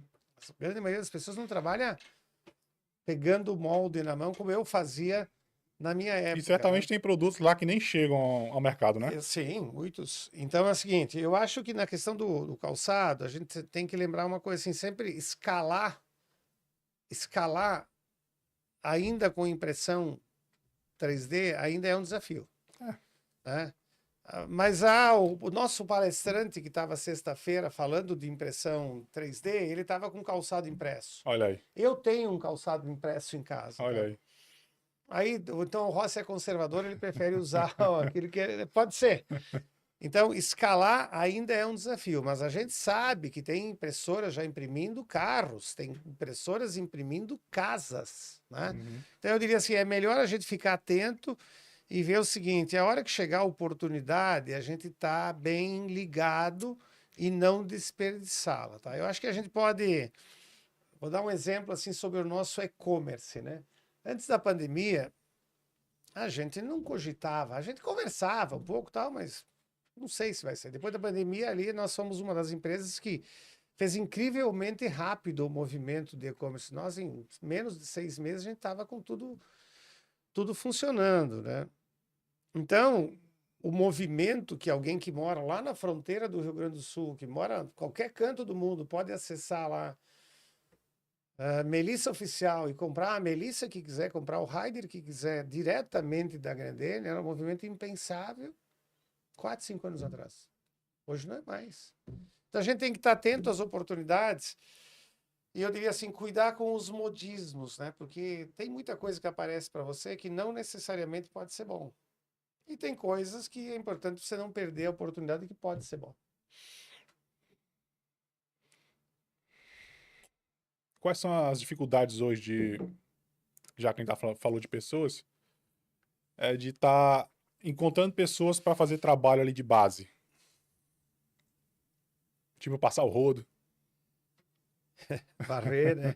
varrer. É. A importância da tecnologia aí nesse Eu meio diria tempo. assim, o mundo está mudando, né? Se a gente for ver é o seguinte, a geração que nasceu com Wi-Fi não é a mesma geração que nós. Mas nem por isso eles têm menos valor, né? Eles pensam diferente, eles cresceram diferente. Como é que eu cresci com os meus pais, né?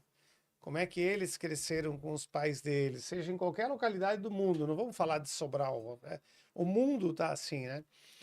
A gente teve fazendo uma viagem na Itália uns 8 anos atrás e chamou a atenção que a gente visitou uma empresa e o italiano disse para nós que o italiani qua non le voleva lavorare in computer. Hum. Ele disse, olha, os italianos aqui, eles não querem laborar, não querem trabalhar na fábrica, eles só querem trabalhar se for no computador. Eu acho, tu já esteve num evento que nós conversamos um pouco sobre isso, tá? E o que eu vejo, por exemplo? Eu acho que não é excludente. Não dá para pensar assim, olha, essa geração que está hoje. Nós temos ótimas pessoas. Nós acabamos de contratar 650 pessoas na Grendene agora, nos últimos 2 meses. Pessoas absolutamente incríveis entrando para trabalhar. Jovens, assim, dispostos, encarando o primeiro trabalho. Mas, naturalmente, que a maneira como a gente selecionava antes a quantidade de pessoas dispostas a fazer isso, é verdade que ela se torna menor. Uhum. Tinha mais gente antes para fazer essas operações que são básicas, sim. Mas eu sempre costumo dizer, você tem que fazer uma soma. Como é que você pega a experiência que essa turma tem? Como é que você pega esse grupo que entende diferente as coisas para um grupo que entendeu diferente as coisas em outra época e você junta e você faz isso dar certo. A gente tem trabalhado muito nisso, sabe? Tipo, põe um jovem do lado de uma pessoa veterana, explica para o veterano que para todo mundo dar certo precisa que um ajude o outro, tá? Desenvolve programas de integração, desenvolve programas de acompanhamento. Por exemplo, nós não tínhamos um programa que formalmente 45 dias depois da pessoa contratada, a gente ia fazer uma avaliação, ver como é que ela estava se sentindo. Agora a gente tem, porque essa geração precisa mais desse feedback, precisa de um feedback mais presente e mais constante. Mas eu acho que o grande desafio é o seguinte: nesse evento que nós estávamos juntos, eu e você, essa pergunta foi feita de certo modo, e muitos empresários assim fazendo com que nós contra eles. Não pode Uhum. pensar assim. Nós teremos que fazer essa sociedade andar juntas. E ela não pode ser excludente. Você admitiria abrir mão do seu negócio porque você não tem mais gente? Não, né? Então, você vai ter que construir processos que se tornem processos que sejam sadios, processos que as pessoas se sintam com significado no trabalho. Nós, por exemplo, nós podemos fazer uma serigrafia no padrão tradicional e nós podemos também fazer uma serigrafia com impressão só da grafia, não impressão 3D. Nós podemos automatizar determinadas linhas ou nós podemos pedir para uma pessoa subir uma escada com um saco de PVC nas costas. Lógico que nenhum dos dois vai. Não tem futuro isso, mas não é porque a geração mudou. Ela está mais atenta, ela está mais alerta. Eu acho que os jovens de hoje, eles estão muito cabeça aberta, eles estão muito bem. Mas eu diria assim, é um desafio da escola, é um desafio das empresas, é um desafio da sociedade não fazer a exclusão. Não tem divisão de classe. Assim, ó, eu nasci em 1900 e tanto e tu nasceu 40 anos depois, então tu não é nada. Como assim, cara? Como é que nós vamos viver bem se nós não viver os dois juntos, não tiver os dois juntos? A integração mudou. E esse pessoal também é o cliente hoje, né? Claro, Além de colaborador. ele é o cliente, ele é a pessoa que está junto, mas eu diria assim, as empresas que compreenderem o processo. Nós temos uma máxima que a gente adapta o posto de trabalho à pessoa e não a pessoa ao posto. Então, você trabalha essa ideia para tornar aquele posto de trabalho um posto agradável, um posto acessível para a pessoa, tá?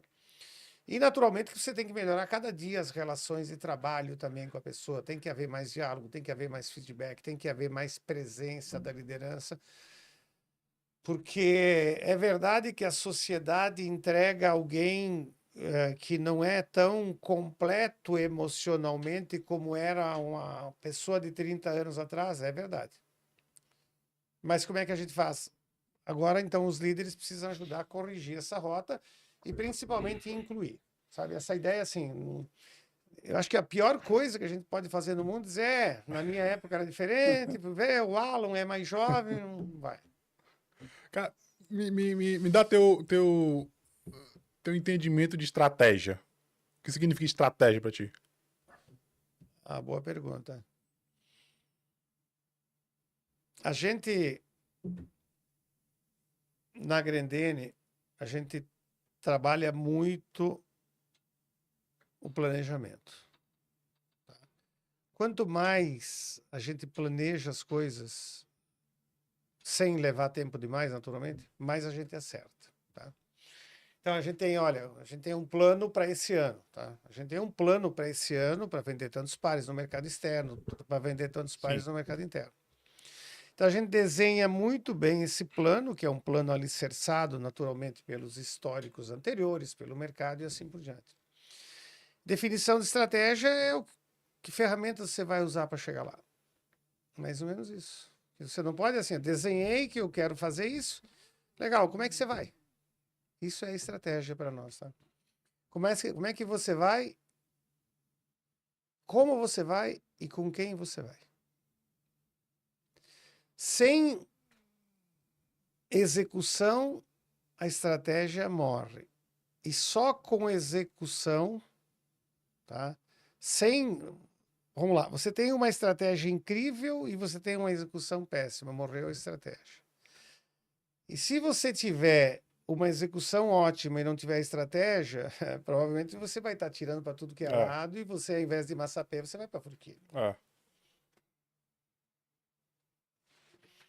Pois é. E esse plano de ação, ele é uma aposta no futuro previsível, ideal? Como é que é montado esse plano de ação, esse destino? O O plano. destino.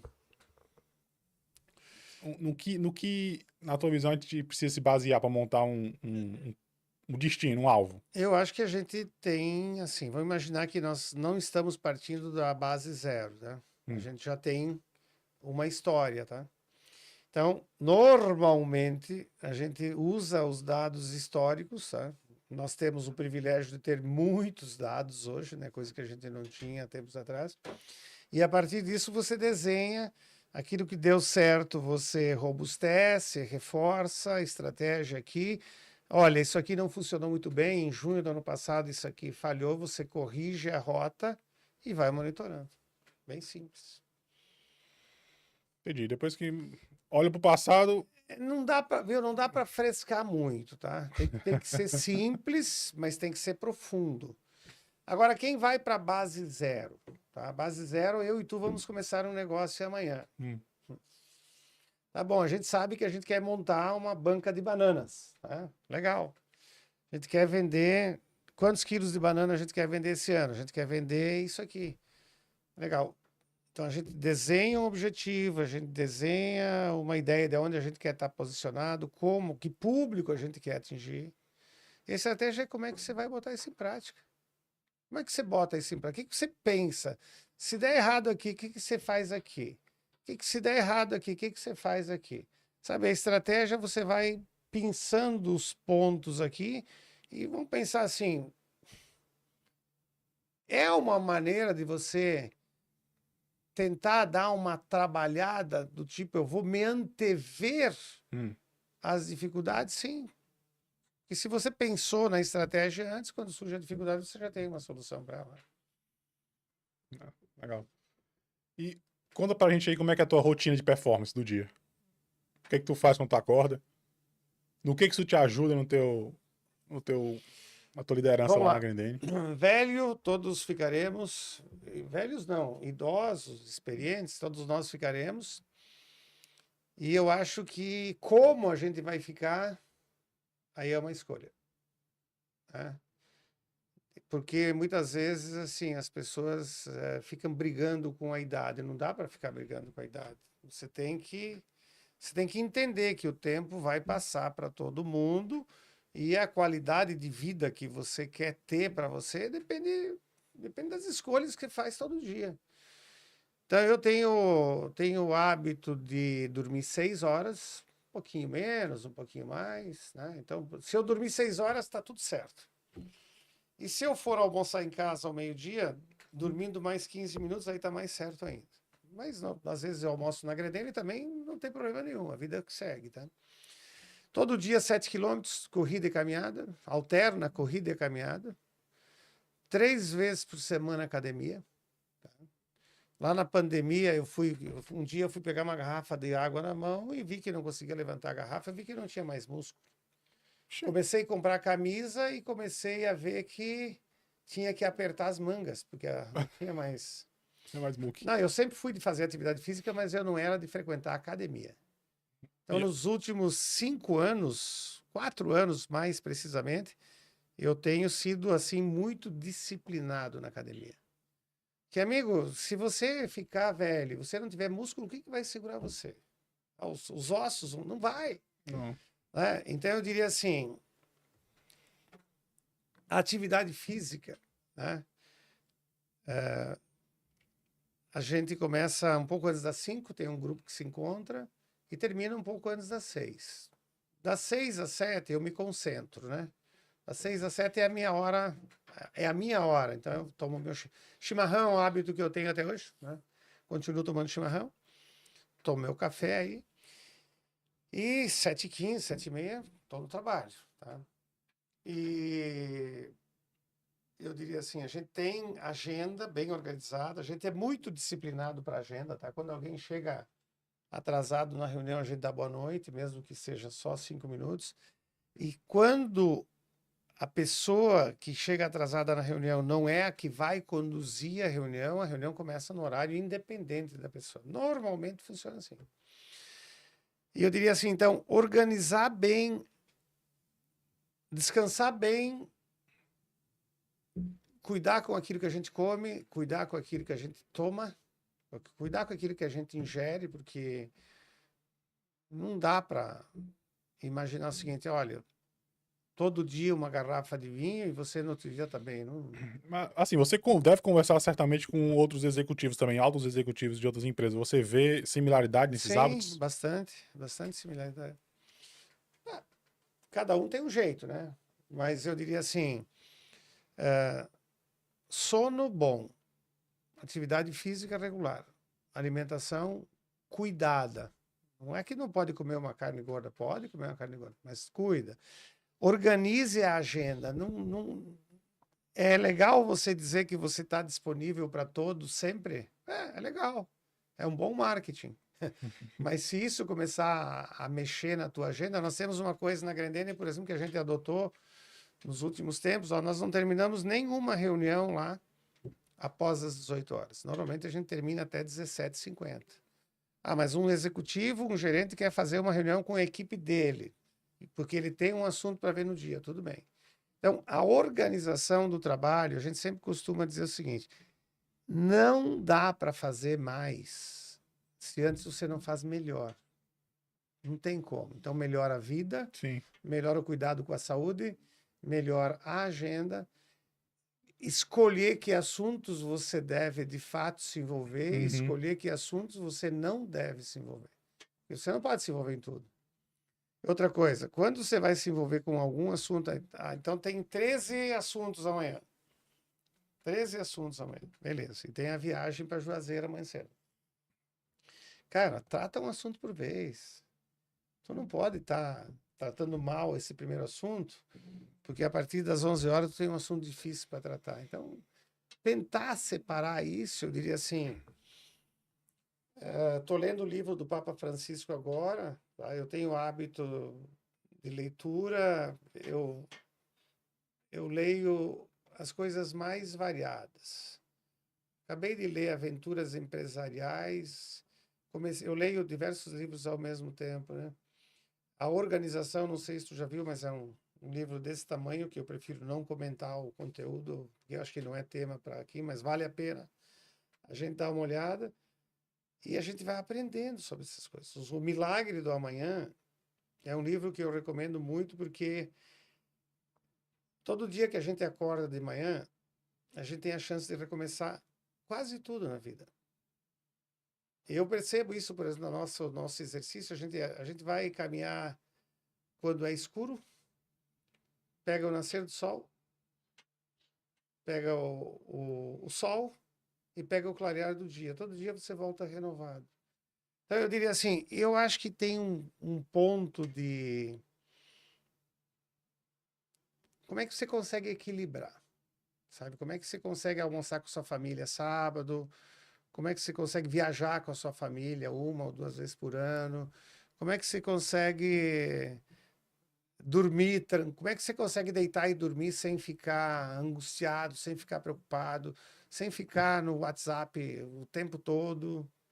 Eu acho que tem que tentar Eu acho que isso tem um pouco do aprendizado que a gente teve na vida, e eu acho que tem um pouco da organização que ao longo do tempo a gente construiu na Grendene. Provavelmente o Rossi, executivo lá de uma outra grande empresa, não sei se falaria a mesma coisa. Mas eu também não acredito que seja muito diferente disso, tá? Tu imagina, saúde, o ordenamento de agenda, a priorização de assuntos. Uma coisa que eu tenho muito cuidado, assim, é não deixar as coisas muito tempo. Cara, se tem um negócio para resolver hoje, só não seja precipitado para rasgar dinheiro ou prejudicar uma pessoa. Mas se tem uma coisa para resolver hoje, resolva, né? Puxar o saco aqui do Thales um pouquinho. Por que tu entrou no Conex? O que te chamou a atenção lá? E o que tu achou da iniciativa? Ótima, tenho ido menos do que deveria. Thales, a Solange, todo mundo aí me parece assim que é uma iniciativa absolutamente importante. Por quê? Porque antes do Thales e antes da Solange, antes do Conex, não me consta que existia um grupo em Sobral de executivos, empresários para fazer um bate-papo, para trocar ideia. Não tinha, tá?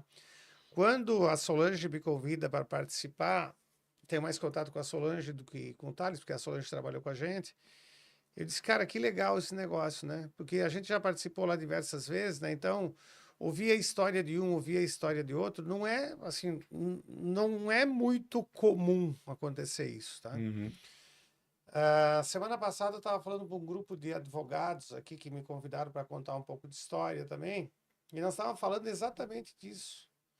Porque a sociedade ela vai evoluir, conforme a gente falou aqui no começo, se as pessoas experientes, enfim, experientes de qualquer ramo, elas estiverem dispostas a contar as histórias, elas estiverem dispostas a compartilhar. Lá na Grendene a gente não compartilha segredo industrial, que só interessa para nós, agora o resto a gente pode compartilhar tudo.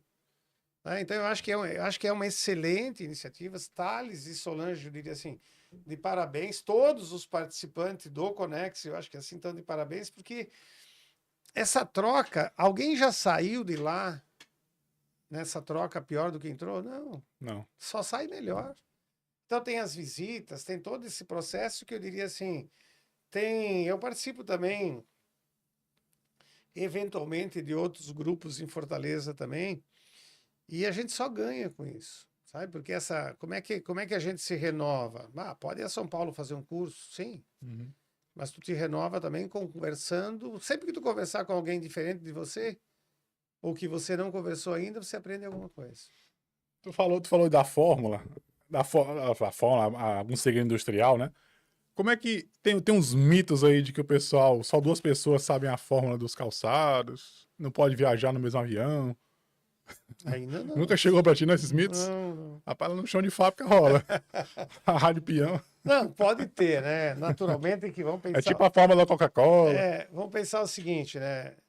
A gente batalhou bastante para chegar até aqui, né?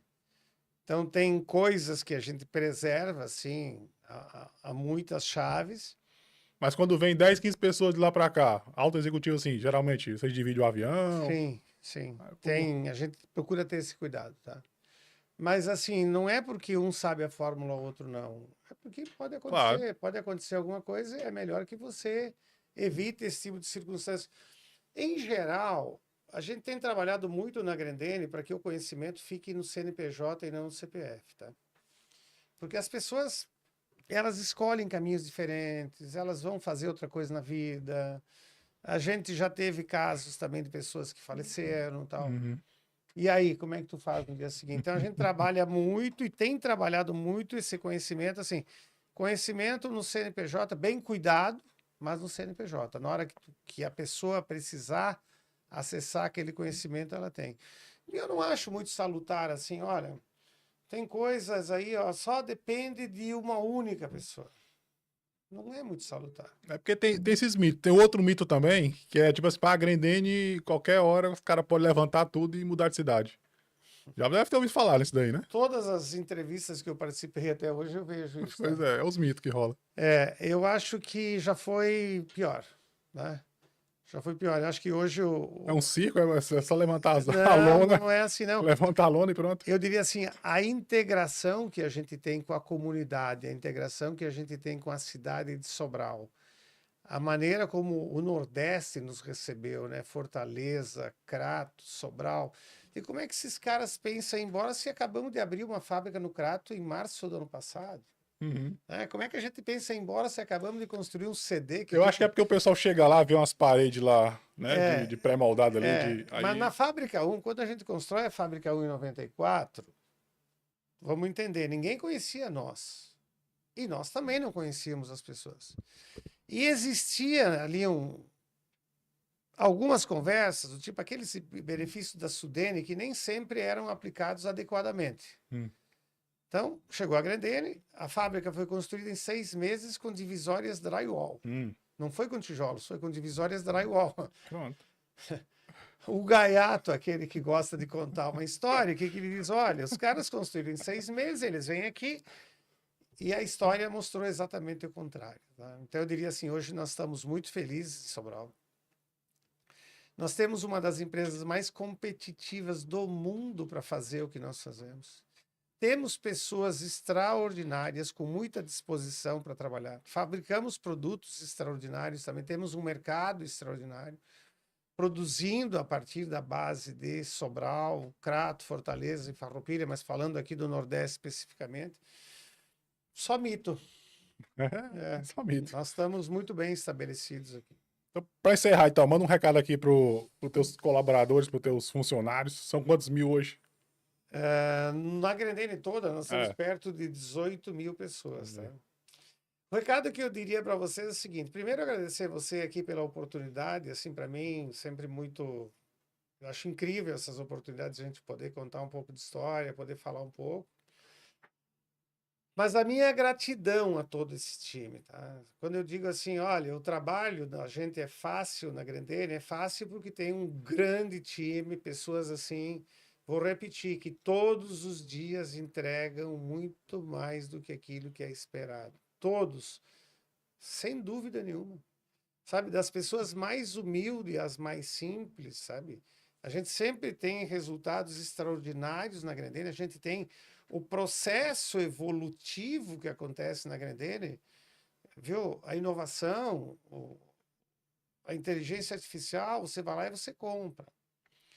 Mas o engajamento, a força de vontade, o interesse, a dedicação, a construção e a execução do propósito conjunto é porque temos as pessoas que temos. Senão nós não seríamos o que somos.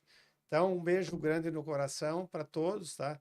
E meu reconhecimento e minha gratidão a todos, né? Legal, legal. Eu vou agradecer muito a tua visita aqui, cara. Tudo bom? E o Francivaldo, eu já chamei ele aqui. Ele me deu um bolo da última vez, viu? Mas agora eu vou estimular ele. Agora o Francivaldo aqui vai vir. Ainda esse mês ainda, né, Francivaldo? Valeu, vamos encerrando aqui. Tchau, tchau. Obrigado aqui. Muito obrigado a você também.